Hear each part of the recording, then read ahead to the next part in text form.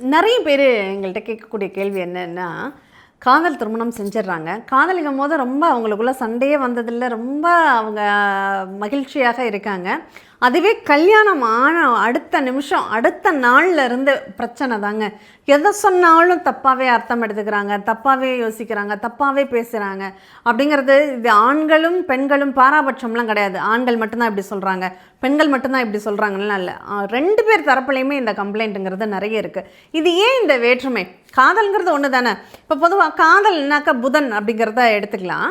இந்த புதன் காதல் அப்படிங்கிற ஒரு நிகழ்வாக இருக்கிற வரையும் தான் அந்த புதன் பேசும்.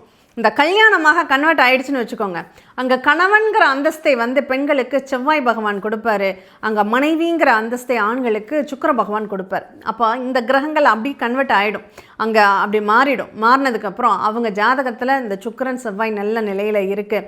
அதுவும் நம்ம அட்சய லக்னத்தை தான் நம்ம பலன்களுக்கு அதிகமாக எடுத்துக்கிறோம். இந்த ஏழ்பி லக்னத்திற்கு 7ஆம் பாவகம் சிறப்பான அமைப்பில் இருக்குது அப்படின்னா அவங்களுக்கு ரொம்ப நல்ல ஒரு வாழ்க்கை துணையால் ரொம்ப மகிழ்ச்சியான ஒரு இனிமையான ஒரு சூழ்நிலை அப்படிங்கிறது ஏற்படும்.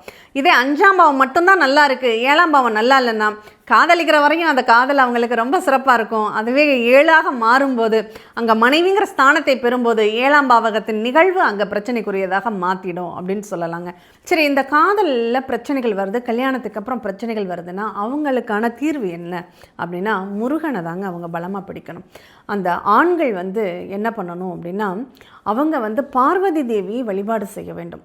அந்த பார்வதி தேவியை வழிபாடு செய்கிறாங்க, திருமண கோலத்திலோடு இருக்கக்கூடிய அந்த சிவனையும் பார்வதியும் அவங்க தரிசனம் பண்ணுறாங்கன்னா அவங்களுக்கு அது தீர்வாக அமையும். அதுவே பெண்களாக இருந்தால் முருகனை வழிபாடு பண்ணுங்கள். முருகன் தான் உங்களுக்கு இந்த பிரச்சனைகள்லேருந்து தீர்வுகளை தரக்கூடிய தெய்வமாக இருப்பார்.